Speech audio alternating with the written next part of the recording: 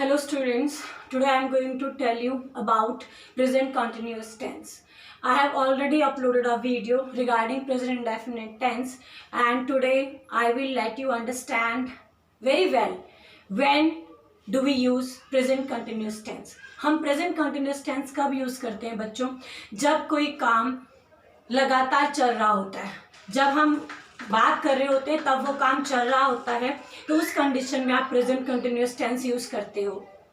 और कोई near by future के लिए भी करते हो, कोई काम आने वाले फ्यूचर में होना है, उस केस में भी आप प्रेजेंट कंटिन्यूस टेंस यूज करते हो। किसी के व्यवहार में, किसी के व्यक्तित्व में कोई बदलाव आया है तो उसको डिफाइन करने के लिए भी हम प्रेजेंट कंटिन्यूस टेंस यूज करते हैं। जैसे अभी मैं बात करूं तो you are listening to me, तो ये काम अभी चल रहा है। आप अपने तरफ से कह सकते हो कि Vijaya ma'am is explaining present continuous tense, तो ये काम भी चल रहा है। जो काम चल रहा होता है प्रेजेंट में, उसके लिए हम प्रेजेंट कंटिन्यूस टेंस यूज करते हैं। अब हम प्रेजेंट कंटिन्यूस टेंस यूज करते हैं, हमें कैसे पता चलेगा कि हमें इज कहाँ लगाना है, एम कहाँ लगाना है, आर कहाँ लगाना है?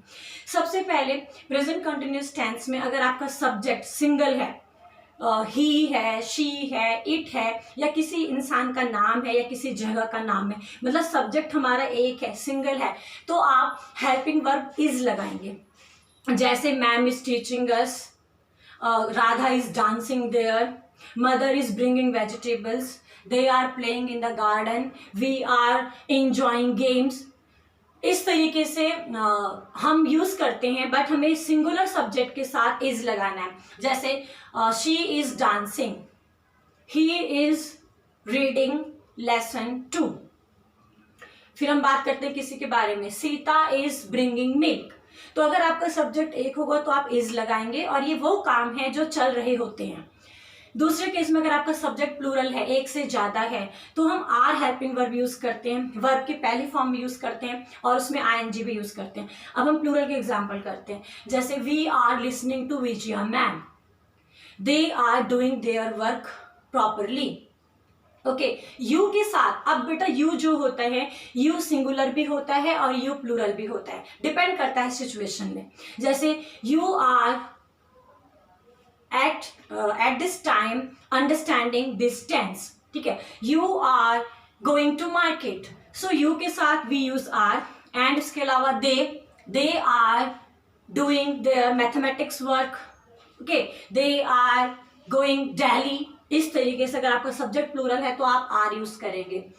नाउ अगर आपका सब्जेक्ट आई है तो हम सब लोगों को पता है कि हम आई के साथ एम यूज करते हैं, right. I am enjoying nowadays, I am learning dancing, I am learning singing, I am learning cycling, कुछ भी, तो आप आई के साथ एम लगाते हैं, मतलब आई के साथ हम एम हेल्पिंग वर्ब यूज करेंगे। उसके बाद ये हमने आपके लिए नोट्स बनाए कि अगर हम प्रेजेंट कंटिन्यूस टेंस की बात करते हैं तो हम जब, बेटे बात ये नहीं है कि हमें लिखना है या हमें एग्जाम में पास होना है, आपको इंग्लिश में बोलना भी चाहिए। अगर आप लोग बोलना स्टार्ट करेंगे तो धीरे धीरे आपका जो ग्रामर का कॉन्सेप्ट है अपने आप ही ठीक हो जाएगा। कभी भी डरना नहीं है, कभी भी हेजिटेशन नहीं करना, जितना भी आपको इंग्लिश आता है उससे आप स्टार्ट हो जाओ। अगर हम प्रेजेंट कंटिन्यूस की बात करें तो हमारे सब्जेक्ट के हिसाब से हम इज एम आर यूज करेंगे, वर्ब की फर्स्ट फॉर्म यूज करेंगे, आईएनजी लगाएंगे और ऑब्जेक्ट उसमें यूज होता है।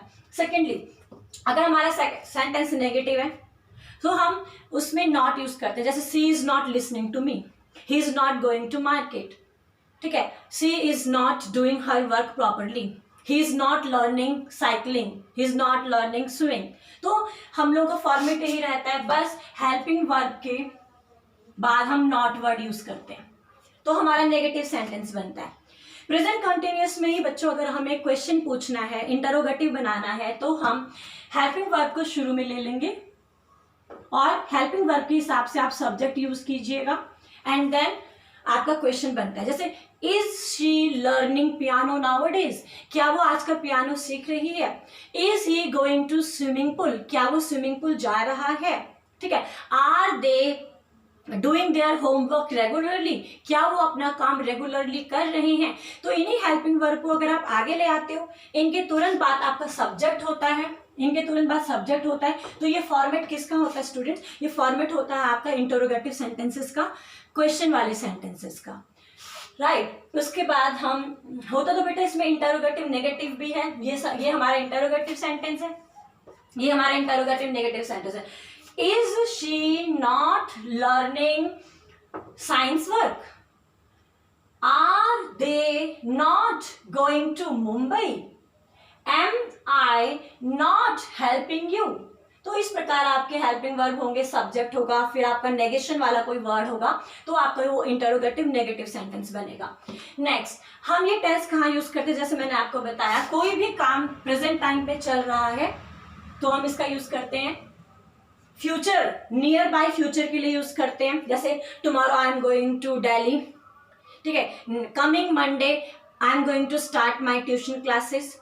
सो coming summer vacation I am going Mussoorie. तो नियर बाय फ्यूचर होता है तो भी आप प्रेजेंट टेंस यूज करते हो बच्चों। और हम नियर बाय फ्यूचर के लिए प्रेजेंट इंडेफिनिट टेंस भी यूज करते हैं। ये मैंने आपको प्रेजेंट इंडेफिनिट जो टेंस इससे पहले पढ़ा है उसमें बताया। तो इसका मतलब नियर बाय फ्यूचर के लिए आप प्रेजेंट इंडेफिनिट भी यूज कर सकते हैं और प्रेजेंट कंटिन्यूअस भी यूज करते हैं, दोनों ही ग्रामेटिकली करेक्ट है। नेक्स्ट है आपका किसी इंसान की हैबिट के बारे में हम बताते हैं। जैसे nowadays he is coming to school on time, ठीक है। She is regularly taking her dance classes perfectly. तो किसी का बिहेवियर के बारे में हम एक्सप्लेन करते हैं तो भी हम प्रेजेंट कंटिन्यूअस टेंस यूज करते हैं। कुछ ऐसे वर्ड्स हैं हमारे पास जिसमें हम प्रेजेंट कंटिन्यूअस टेंस यूज नहीं करते। हमारे कुछ ऐसे वर्ड्स जो हमारे दिमाग से रिलेटेड होते हैं, दिमाग से रिलेटेड होते हैं, माइंड से रिलेटेड, थिंकिंग से रिलेटेड होते हैं, हमारे सोचने की क्षमता से रिलेटेड होते हैं, उसमें हम प्रेजेंट कंटिन्यूअस टेंस यूज नहीं करते।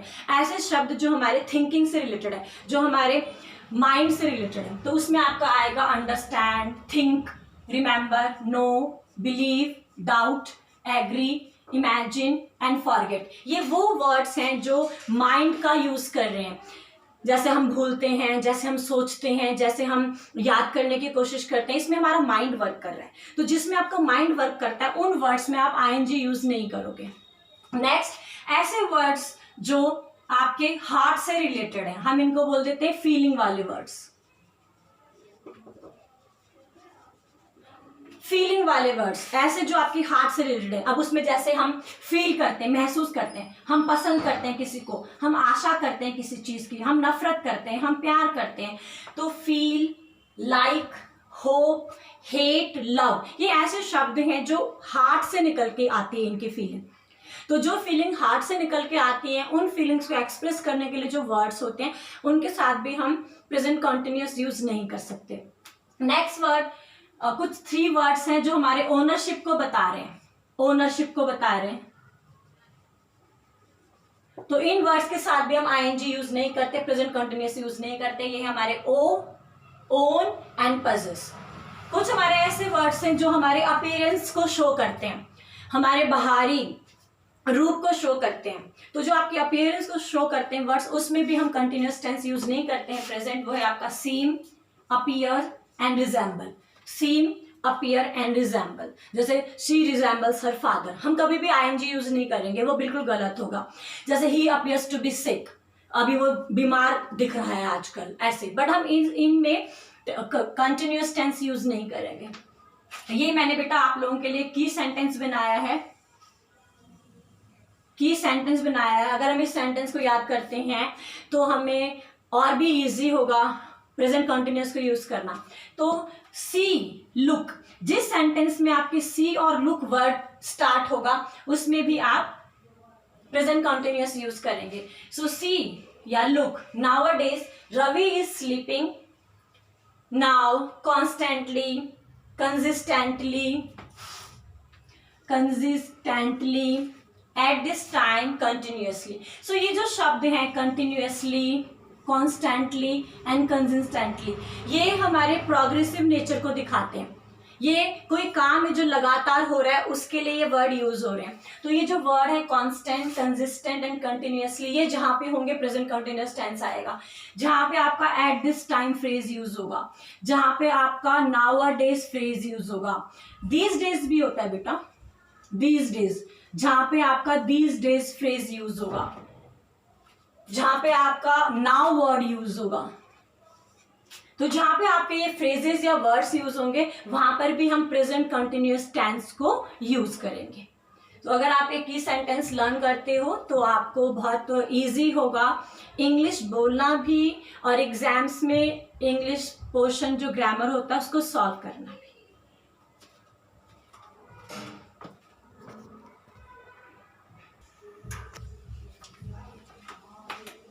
So students, now we'll do one exercise based on present indefinite and present continuous tense. So see, he dash several persons here. वो यहाँ बहुत लोगों को जानता है. So he knows. Leela her homework, do not disturb her. Leela अपना काम कर रही है, उसको डिस्टर्ब मत करो. So Leela is doing. I dash believe what you say. मैं उस पर यकीन करता हूं जो तुम कहते हो. So I believe. Run fast, the train is whistling. इस ये जो एक्सक्लेमेटरी फ्रेज है इससे पता चल रहा है जल्दी से दौड़ो, क्योंकि ट्रेन क्या कर रही है, विस्लिंग कर रही है.